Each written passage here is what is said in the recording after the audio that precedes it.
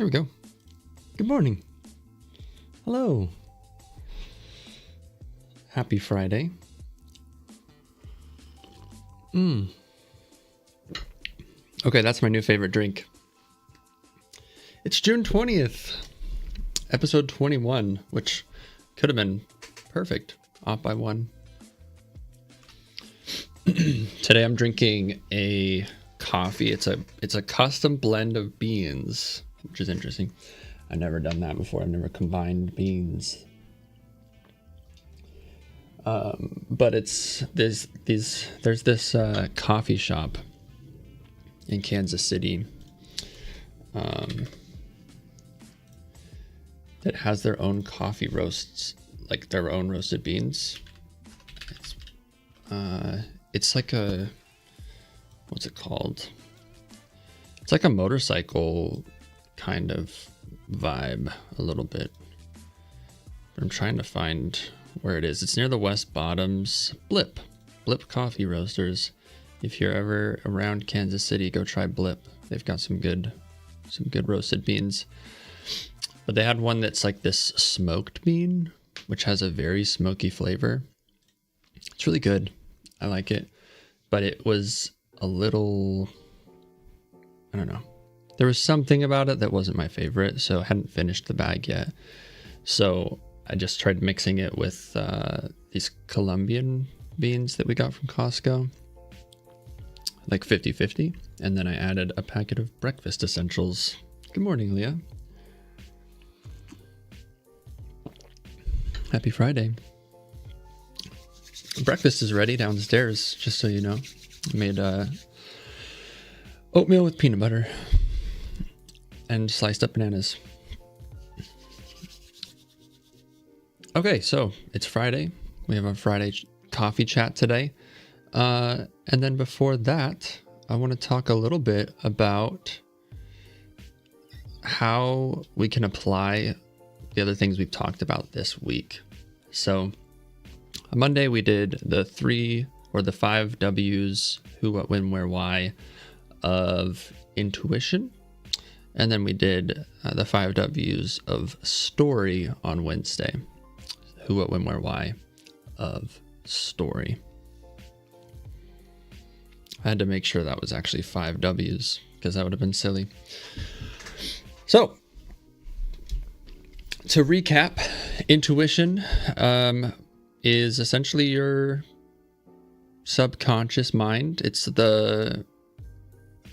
your background processes, it's your emotions, it's your connection to the divine. It's what I thought was answers to my prayers when I had that framework of viewing the world.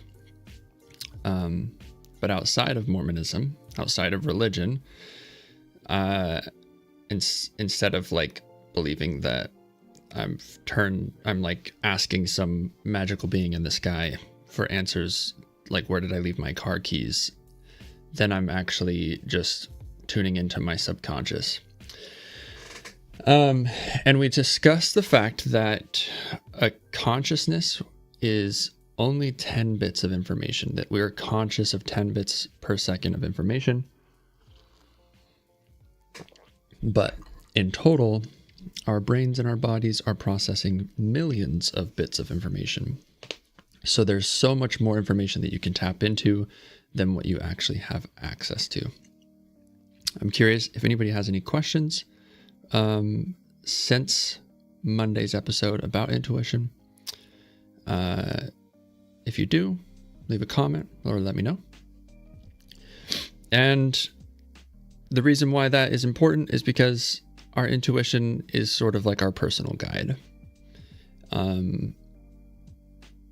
In Mormonism, everybody sort of believes that God has a plan for them. Like, there's this idea that God has a plan for you, and you are put on this earth for a reason. And so everything that happens is like somehow working in your benefit, which is a really positive way to view the world, honestly. And it's something that I kind of lost for a while. Feeling like the world was scheming in my favor. The universe was like going to work out, essentially. But I do believe our intuition is sort of like that working in your favor thing. We talked about how we feel really, you can feel very lonely after leaving religion. You can feel like it's just you versus the world or you versus the universe, but your intuition is there. Your intuition has your back, and it's got 100,000 times more information than you do to work with, literally. So you're going to be just fine, even if you don't have some magical being in the sky telling you where your car keys are. You'll probably be able to remember where they are and find them. That's the other thing that's something I think is kind of funny about the way that Mormons look at like miracles or the things that they call miracles. It's kind of silly to me that we think, I mean, there's like comfort in the fact that we have a God in heaven who cares so much about us that he knows where our keys are. It's comforting, but it's also just silly that the idea that you think you're praying that God's going to answer your prayer and like help you find your car keys or your wallet or whatever it is that you lost when you were taking your kids to their soccer game. And then there's some kid starving to death in Africa and praying to the same God, and his prayers go unanswered. And then you have the audacity to like go to testimony meeting and just be like, oh my gosh, it's been a miracle. I had a fantastic week. I lost my temple recommend, but then I prayed and I found my temple recommend. So then I went to the temple. It's a miracle. God answers prayers. Amen. It's funny to me, but essentially that's intuition. That's my belief.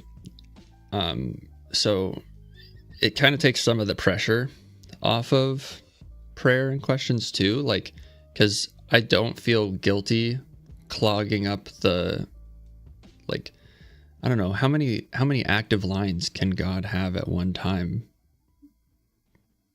Hypothetically infinite, but I don't want to clog up the phone lines to God with where are my car keys.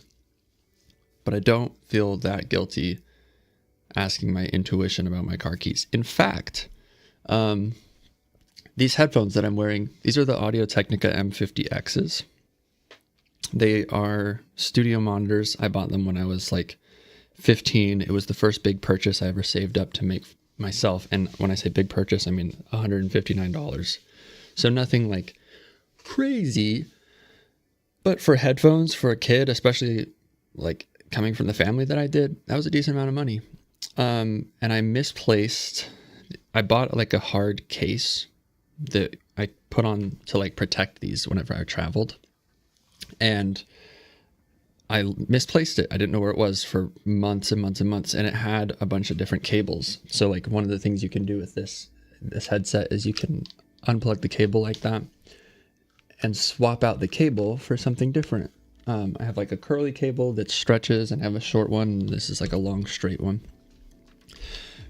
I didn't know where it was for like 6 months. And then all of a sudden in the middle of the night, probably around like 2 a.m., I had a vision.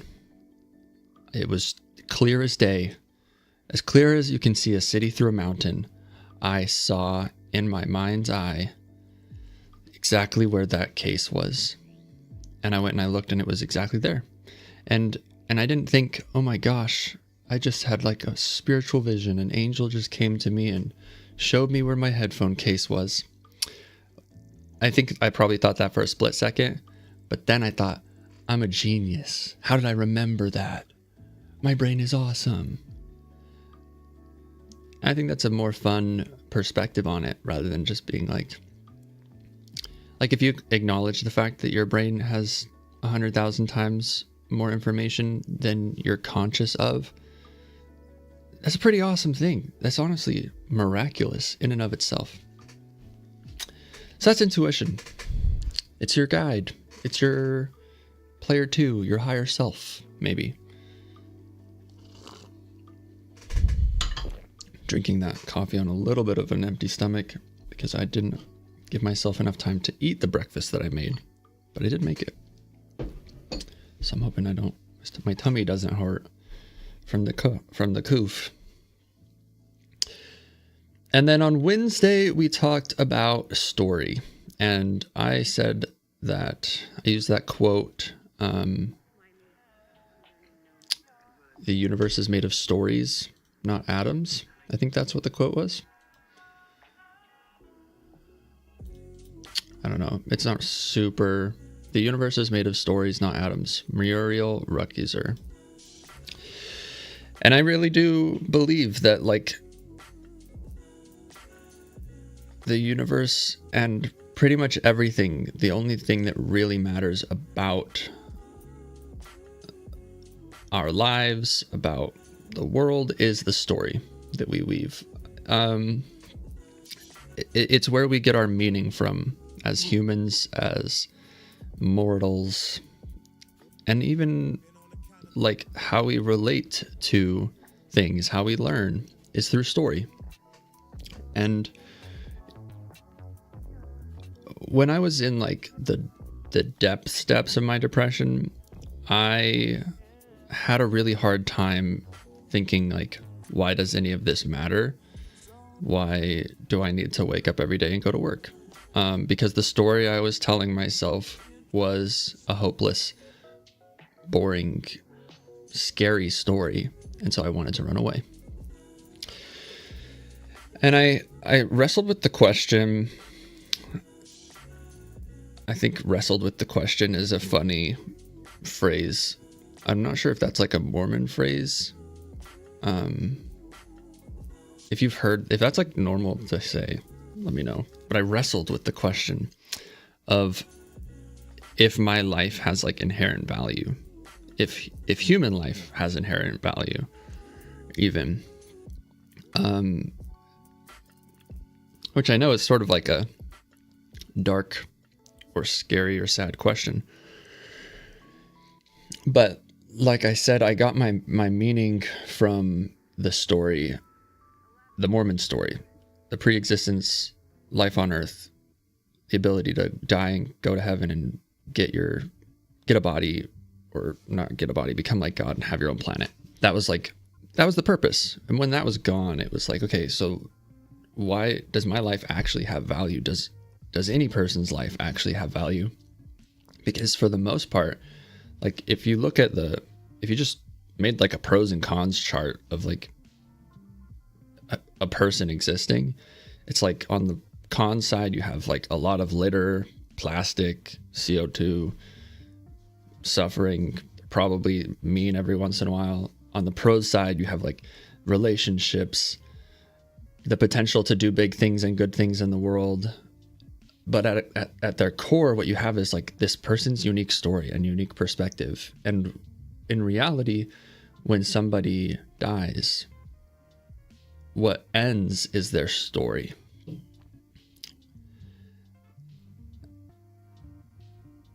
And there's a lot more that ends. But to me, like the real crime, the real shame is that person no longer has the ability to go explore, make new connections, continue their story, right? Like their story ended. And so then the next immediate follow-up question was, does story matter? And the answer to that is not really. Like if there was no life in the universe, no life on Earth, everything would be fine. Like there would be nobody to realize there's no life. So then you're faced with this conundrum. I'm here now. I have this story. I'm living a life. At the time, I was like, I don't really want to be living this life, even though it wasn't bad. It was just the story I was telling myself. And I had to make this choice of, okay, well, I mean, if I'm here, if I have to go through all this, right, I might as well make it a good story. And what makes a good story? It's subjective. It's like the most subjective thing about this life is how you want to spend your time, how you rate the quality of your story. Some people like horror movies. Some people like scary movies. And I used to be one of them. But when I got married to Leah, she did not like scary movies. And now I can't watch scary movies without getting pretty scared because they're pretty spooky. I'm trying to avoid doing the baby voice because I don't want Leah to get the ick and leave me, because that would be a bad story. That'd be a sad story if... But the idea was like looking at myself, looking at the stories that I enjoyed growing up, looking at the daydreams that I had, the imagination, when I had an imagination, because I feel like as kids you have this just unlimited amount of like imagination or ability to tell stories, and you have this beautiful, rich vision of what you want the story of your life to be. And you're also you're at the beginning, like you have infinite possibilities ahead of you. You have all of these adults asking you the question, like, what do you want to be when you grow up? What do you want to do? They don't tell you that, like, you don't really have a choice. You have to pay taxes, and you have bills, so you have to get a job. I wish they would have told you that. I feel like they could do a better job at prepping kids for reality. This is how you use a 401k. That's some good information. And don't tell me I can be anything when, like, college costs as much as it does. I don't know. That's a little bit of an aside.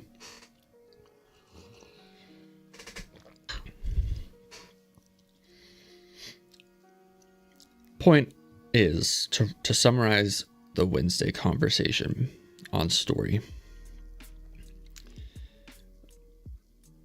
We get to pick what our story is going to be. We get to pick the roles that we play in other people's stories. And we also get to determine how much control we have over our story. I do think there are some people that would rather be employees than business owners.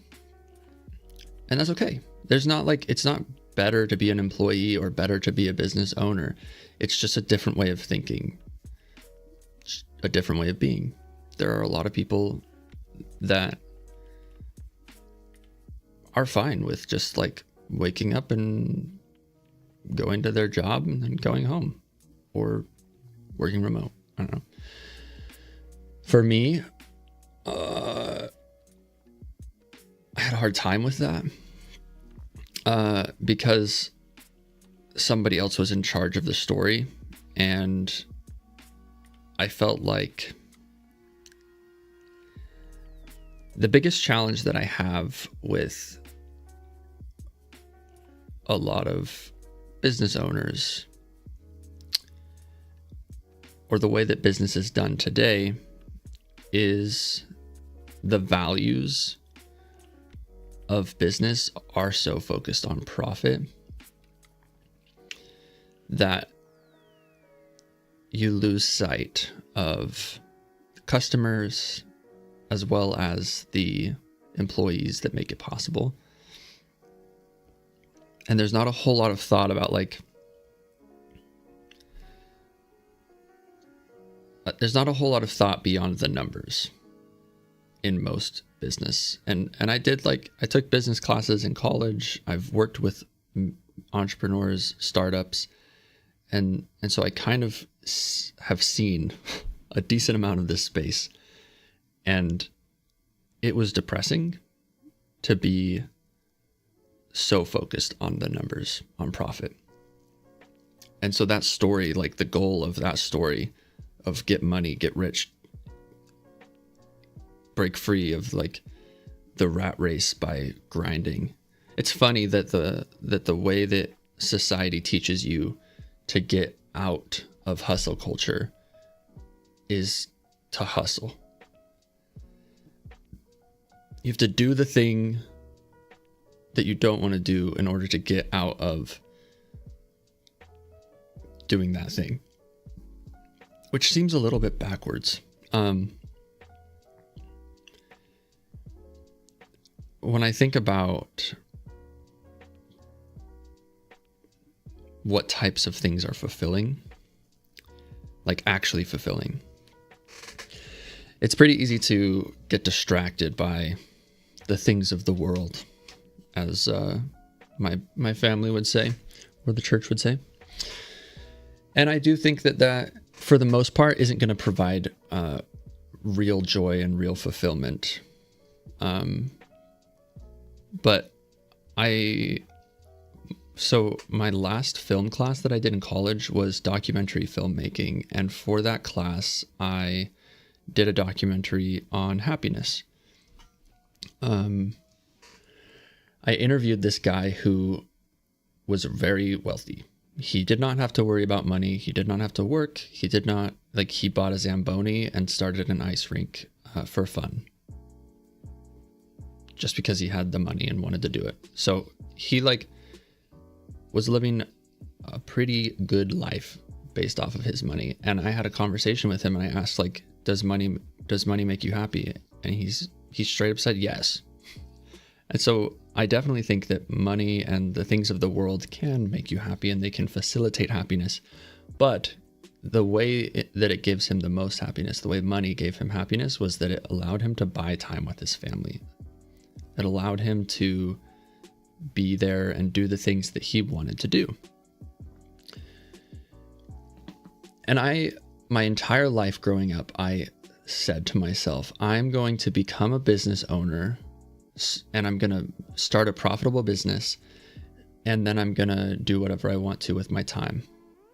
Once I've earned enough money, then I'll buy back my time.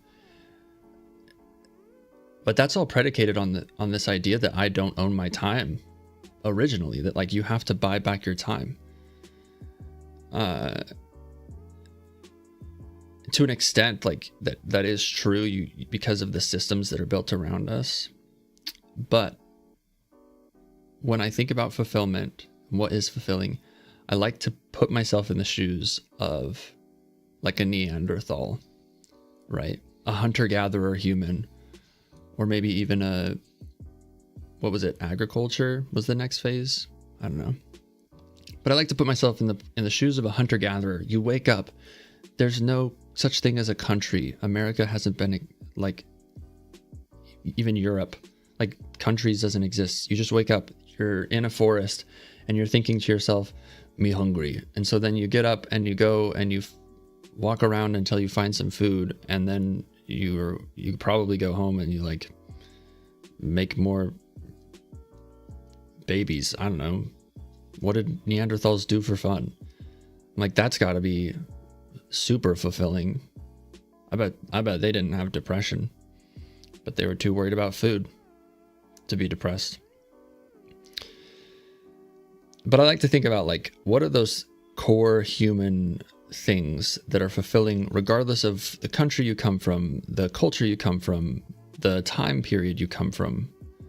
There are some things that are just naturally fulfilling, and I've tried to tune into that more and more as I work on being happy, being present, enjoying the story of my life, and taking control of the story of my life. A huge part of story, and why I think it's important and relevant, is because of roles. And I sort of mentioned this concept of NPCs.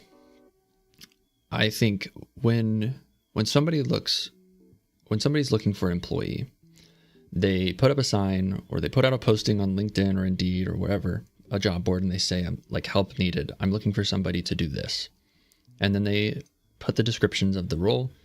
And then people who feel like they could do that, they respond, right? Pretty straightforward, pretty simple. And then you enter into this contract that you're going to show up based off of the times outlined consistently. And you basically enslave yourself to playing this role, to being this character. And it totally is acting. Corporate culture is like, you have to adopt a different language. You basically start to speak like Shakespearean English, but corporate English. It's a totally different language. It's a totally different vibe, totally different energy, totally different culture. You put on this hat, you put on this mask, and you go and you play this role. No matter what job you have, you're doing that. There are a lot of people, or there are some people, I don't know how many, who enjoy the role that they get to play. I have a friend who studied biology, and he is like a field biologist or something. He goes around and he takes measurements of like the number of animals in areas, and he loves his job. Like he found something he wanted to do, he learned how to do it, and then he found somebody who would pay him to do that thing. That's super cool. Really happy for him. I had no idea what I wanted to do, and so then I just looked at other people and said, what roles are available, and started playing those roles. And I think a lot of us have done that to an extent. We've looked outside of ourselves, whether it was within our family or within our friend group or later on within our careers. We look for roles that are empty, and then we morph to fit those roles rather than building ourselves into the character we want to be, living the story we want to live, and then finding ways to fit into roles in society.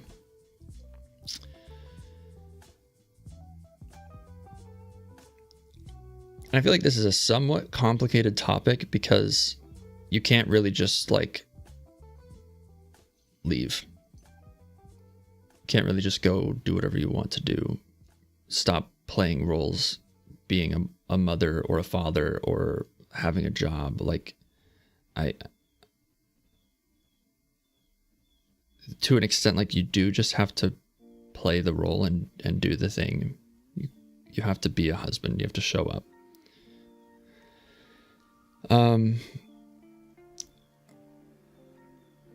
But where burnout happens and where anxiety happens and where a lot of mental health problems come from,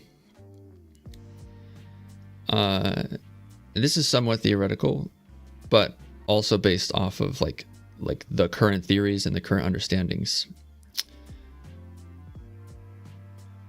When you are constantly switching the character you're playing, the role that you're playing, depending on the situation that you're in, that causes anxiety. It causes a split, and it is exhausting for your brain and your body to consistently swap out these different characters that you play in your life. So the more polarized the characters are that you play in your life, the more exhausting it will be to switch between them.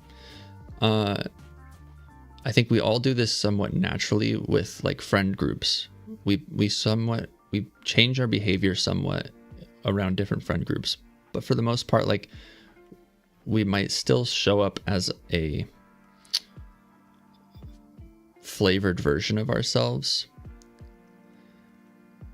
Some people like fully switch, and that full switch into a different character is like the hardest thing. And if you spend all of your time just playing roles for other people, and somebody says, hey, I want you to play a role that looks like this, and then somebody else says, I want you to play a role that looks like this, for example, I wanted to play this role of having free thought and living a life that I felt was like meaningful and fulfilling to me. And then my church and my family said, we want you to play this role where you follow these rules and do these things and have these values. And showing up as like this character when I was alone versus this character when I'm around my family and like people at church, there was a big gap between the way I felt in both of those roles. So then I'm writing this like emotional, what would that be? What's the thing that piano people play with that goes back and forth? Metronome. Writing this like emotional metronome going back and forth between who do I want to be and who does God want me to be? Or who do I want to be and who does my family want me to be? Or need me to be?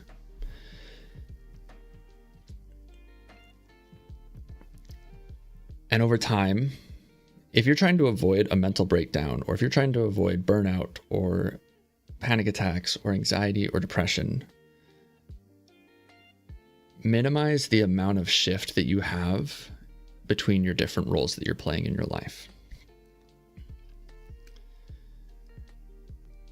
If you have to like sit in your car before going into work and just like, okay, put on my work face and then like go in, it's a pretty big sign that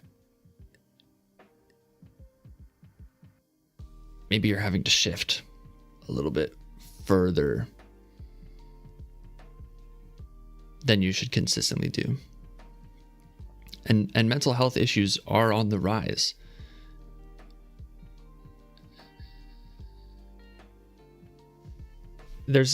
I need to look at more of the statistics on mental health.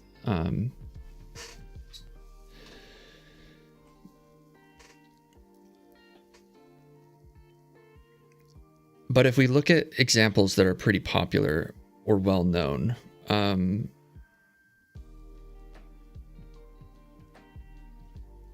well, I don't know. This is a sensitive topic. I don't know if I should go that direction. I'm curious, what roles have you played in your life? And what are some roles that you enjoyed playing, and what are some roles that you did not enjoy playing? When I think back in the chapters of my life and all of the different roles that I've been allowed to play or been asked to play, the roles that I hated the most were typically ones where like there was no thought about the person playing the role. It was all about like the output and the performance. And roles that I had no choice in. I think if you don't have a choice in the role that you're playing whatsoever, that's basically slavery. You're being taken and put into a role, and then you're saying you can't leave. That's slavery.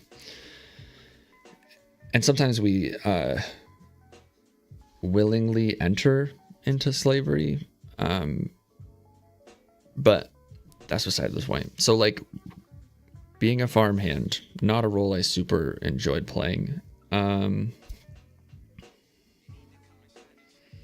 feel like I played the role of the weird homeschooled kid when I was in like 2nd through 5th grade, maybe. That wasn't a super fun role. But I really enjoyed playing the role of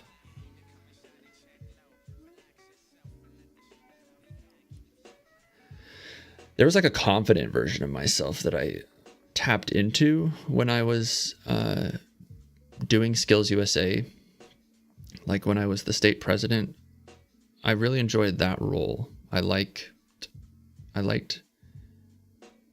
standing up and like being a leader within that organization and doing things that were outside of my comfort zone and that were challenging and hard. And I believe the reason why is because the types of things I was doing fit who I actually am, right? It wasn't such a massive emotional shift to go from like Braden when he's alone to Braden when he's on stage. But that was at a time in my life where I felt like pretty well accepted by the people around me. It was the first time I had like a taste of freedom outside of the farm. So taking that into account, that definitely influenced the way I experienced that role. I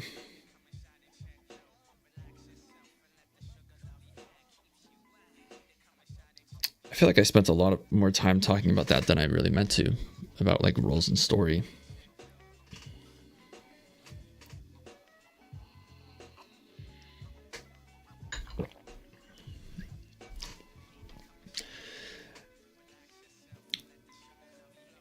Something important I think people need to keep in mind when it comes to their story is how up to interpretation it is, and the role that you're playing. Actors talk about this all the time, that as they read through a script or learn more about a character, they interpret how that character would respond in certain situations. And they try to emulate the emotions or experience the emotions as the character that they're playing.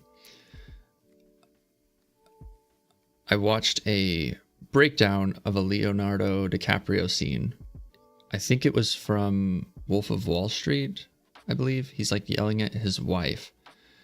And I watched like 4 interpretations of the same scene from different people, including one was a female, and it was like different levels of acting experience. And it was interesting to see the interpretations of the same scene, the same lines, the same character. They're all playing the same person, but they brought their interpretation of the experience and the emotions that that person would feel. Most people interpreted this scene and the sentences with just like anger. But when it finally showed Leonardo DiCaprio's performance, it was like, you could see there was just more layers. There was more stuff going on. His interpretation of the situation and the way that he played that seemed significantly more human, I would say. Because he introduced this element of like maybe betrayal, insecurity, that this situation meant something about him, and not just like he wasn't just responding to a situation, he was responding to the way the situation influenced him. I don't know. The reason why I bring that up is because you have a lot of control. There are some roles that you don't get to really choose what the role is. If you have a kid, you're suddenly kind of trapped in the role of being a parent. There's certainly options out there. But if you have the child and you decide to keep it, you're in this role.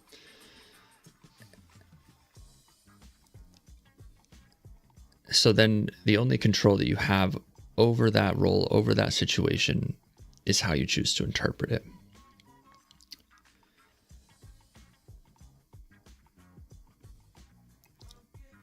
Every role, every story, regardless of whether it was a good one or a bad one, you can learn something from.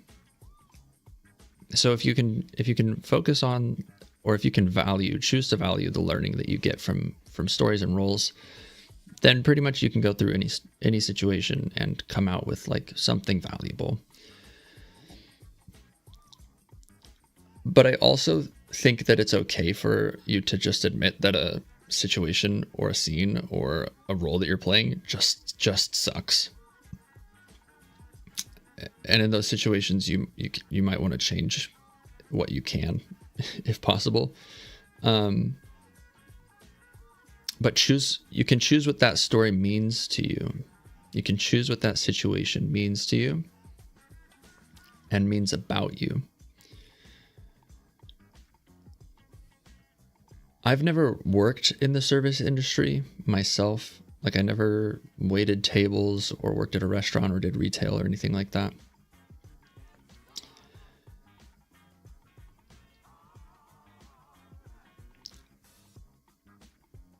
But when you are in those roles, there's this pretty shared and universal experience of being treated like, not like a human, but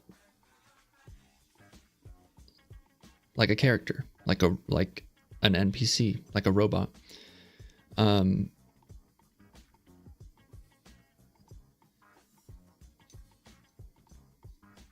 I think the other aspect that's important to remember about story and about intuition and about everything we talked about this week is that every person has a story and has their own intuition.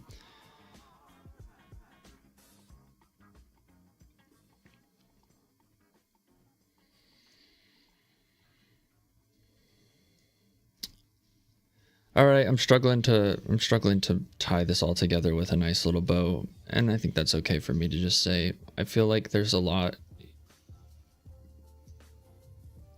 covered in those two concepts of intuition and story.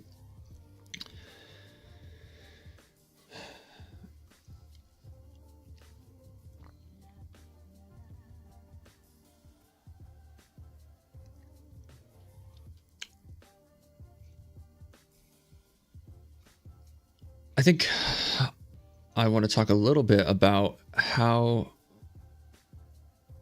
my interpretation of story has evolved throughout the years. I think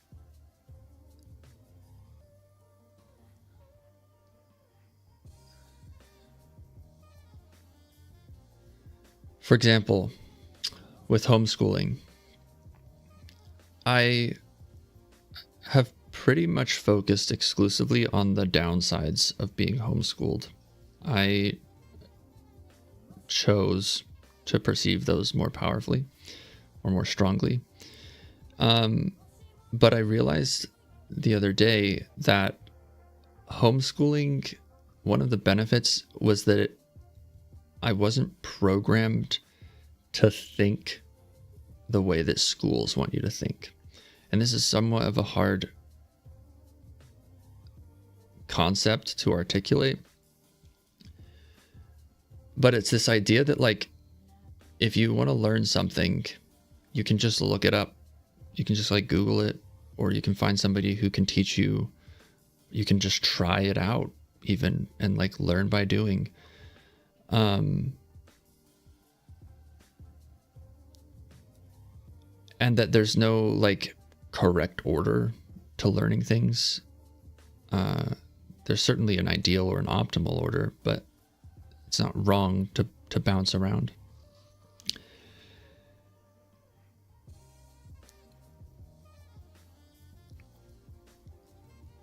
There's this entrepreneur guy, I can't remember his name, he's famous on TikTok. He goes around and he asks people, like, do you have a dream or a business that you want to start? And he homeschools his kids, and he talks to them about, rather than saying, like, what do you want to do when you grow up, or who do you want to be, he says, what problem do you want to solve?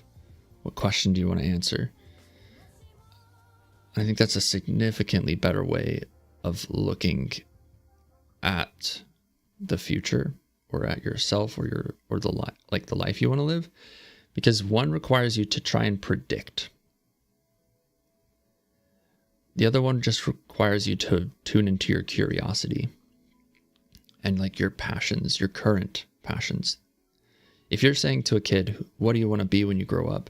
That kid has to, like, imagine the future and be like, what would it feel like to be a firefighter, or to be a plumber, or one of the other super boring jobs that's out there. Even though firefighting and plumbing is honestly not boring, those are really cool jobs. The trades are awesome. I guess more so like, I want to be an accountant. No kid is going to be able to predict how they're going to enjoy that. They've never been an accountant. But if you ask the kid, what questions do you want to answer and what problems do you want to solve? And the person said, and that kid said, I want to know how to manage my money, and I want to help people manage their money. Those are problems and questions. Then that kid will probably get some fulfillment from being like a CPA.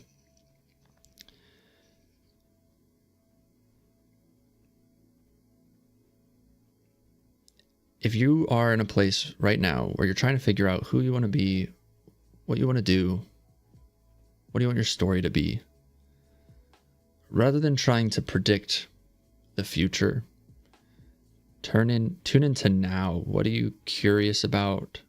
What questions do you want to answer? What problems do you want to solve? What are the things that you are currently investing your time and energy into outside of work? Even if that's just like a TV show, even if that's just like going to the gym or taking care of yourself, all of those things, if you analyze and break it apart, can help you figure out what you are supposed to do next and somewhat give you an idea of the path ahead of you. But like I was saying earlier, anxiety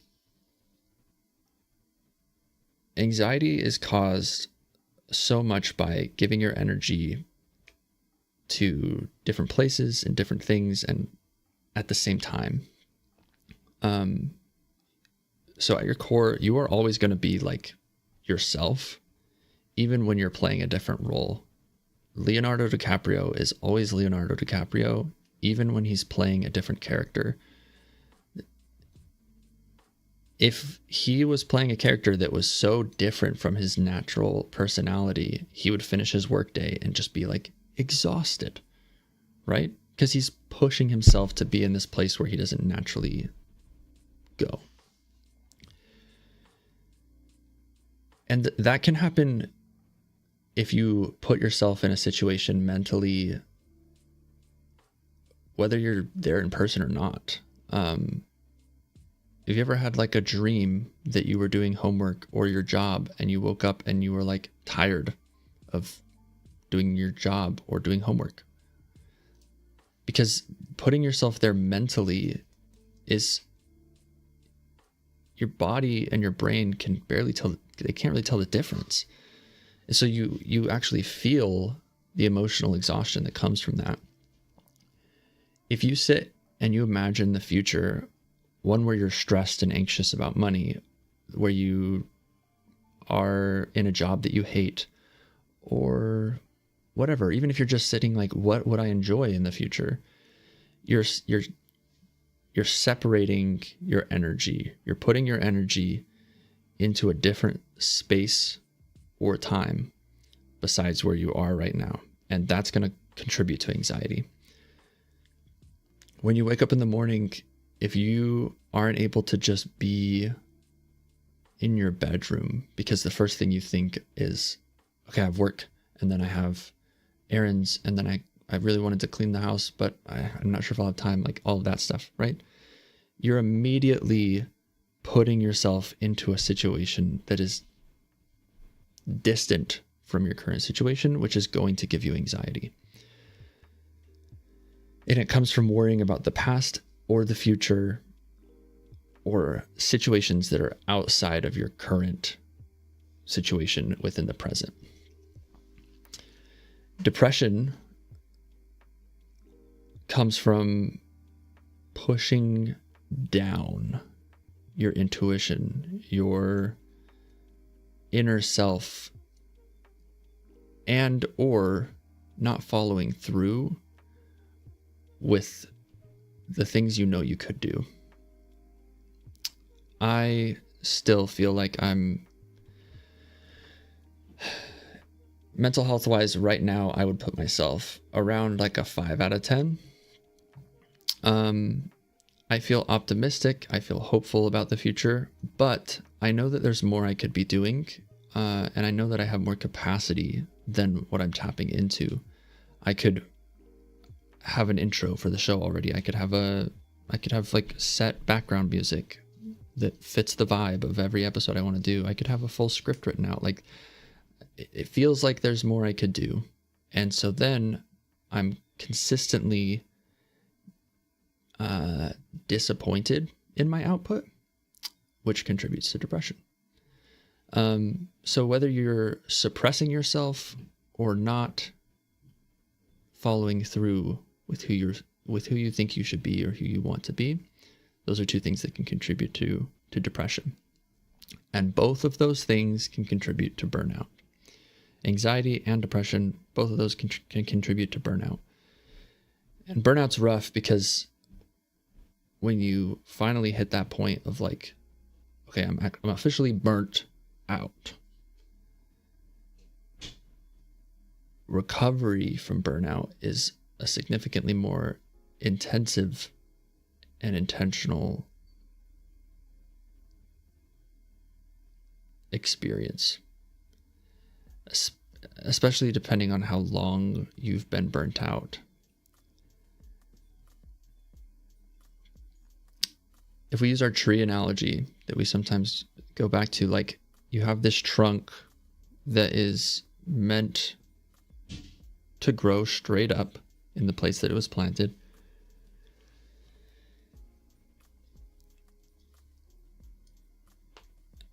But imagine you're always burning like one half of it. Like, this is the side that the side of yourself, the side of you that you're not really allowed to tap into, or that you have to push down or suppress because your circumstances don't allow you to explore that side of yourself or that curiosity.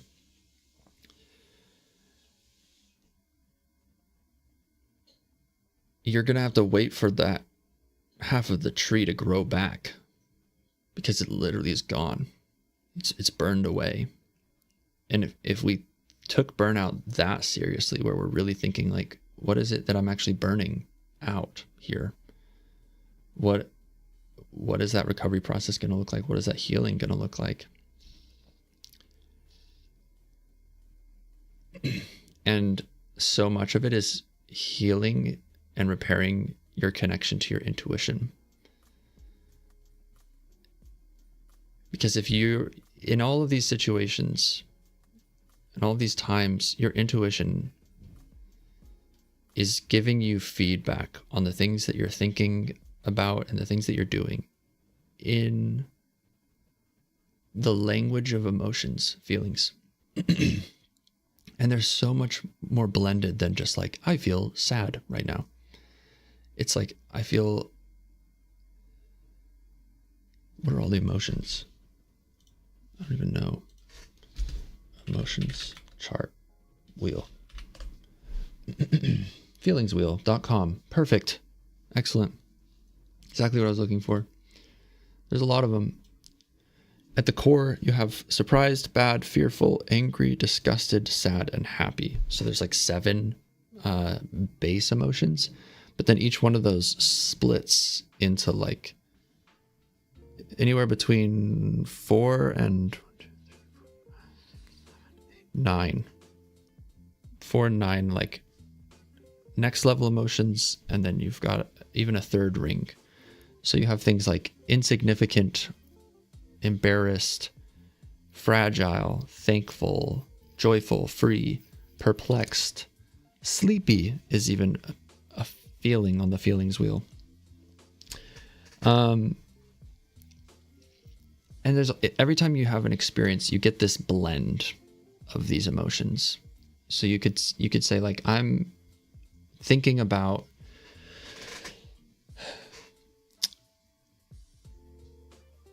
the day you get married, whether you've been married or you're going to be married, and think about the emotions that you anticipate feeling or that you did feel. When I think back about it, I get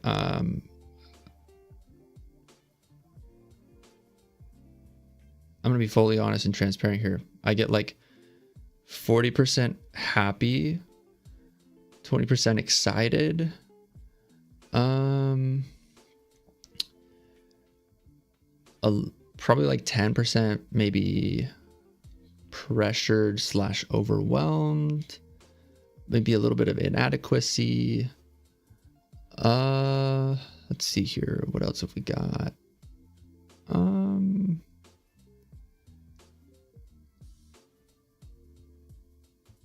Maybe just fear in general, like a little bit of fear. I think it's a scary thing to do, to commit your entire life. But also I definitely had some confidence, maybe a little bit of arousal, a little bit of excitement. Definitely felt loved, and hopeful and inspired, optimistic. So like there's this blend of emotions. If you could come up with like an exact percentage of all of the emotions that you feel in these situations, that's your intuition, the 100,000 bits per second more information that you have. Instead of communicating in those words, it's communicating in feelings, which encodes so much more information.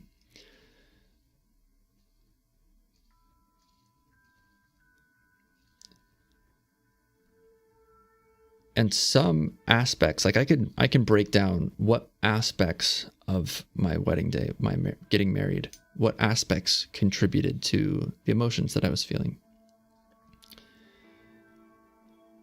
I think on the day of my wedding, though, I was not really analyzing or considering like what my intuition was trying to say. Anyways, that's besides the point. That's not what I was trying to go for here.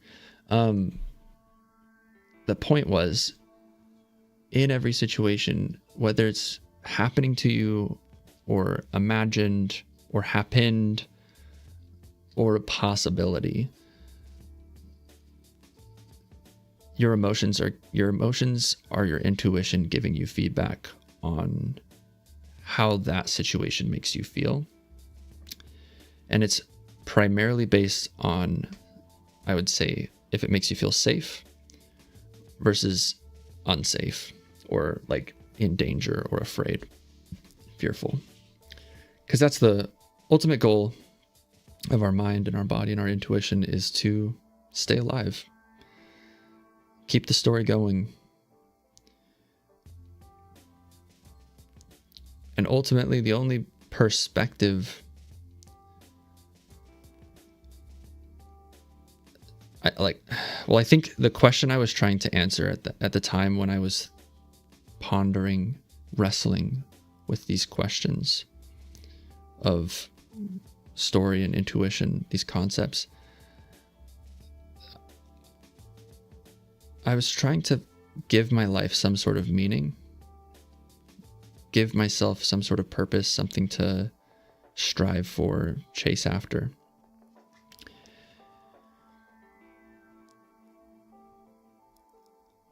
My story might not actually matter. I don't think anybody's story really actually matters. Most people, if they died today in a car accident, the world would go on. Like, there's another person would replace them in their job. People would take over the roles that they were playing.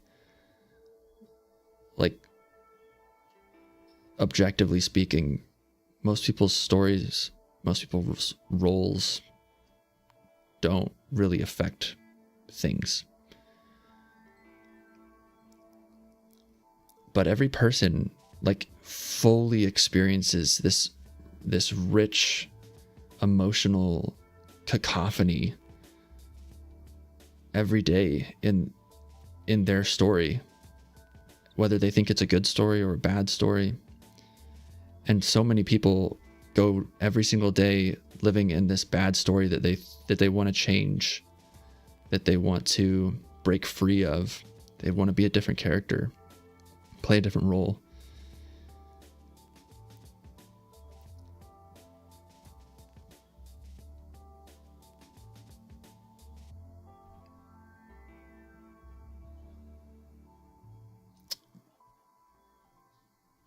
there are probably aspects of your story right now that you could choose to enjoy or focus on or amplify. And there's always two sides of a coin. You're either, it's not either or, you're a lazy piece of crap who doesn't have a job. Or another interpretation of that exact situation is that you're in active recovery. You're healing, you're taking time for yourself for the first time. And even if you haven't really like done it intentionally, like I didn't really decide to take time for myself. It's sort of like I kind of got forced into it by my brain. But I'm trying to look on like what is the positive in this situation? What are the parts of this story that I can amplify, and how can I take it and use it for character development? And that's where I'll leave you today. Look at what your story is right now. Look at what roles you're playing, and consider the percentage, the ingredient list of the emotions that you feel in those situations as those roles, and see what you can use for character development and what is just enriching the story. And I promise you, if your life was easy, it's not a good story. It's a boring ass story. Stories need conflict. They need highs and lows. So learn to appreciate the hard parts of your story that make your story interesting. And don't always be so worried about what comes next in the story that you're constantly giving yourself anxiety by putting your energy into that and your focus into a time that doesn't exist. Try to just show up where your feet are. Be where your feet are. Be present. Take a deep breath. And let me know. What roles are you playing? What roles have you enjoyed playing? What roles have you not enjoyed playing? I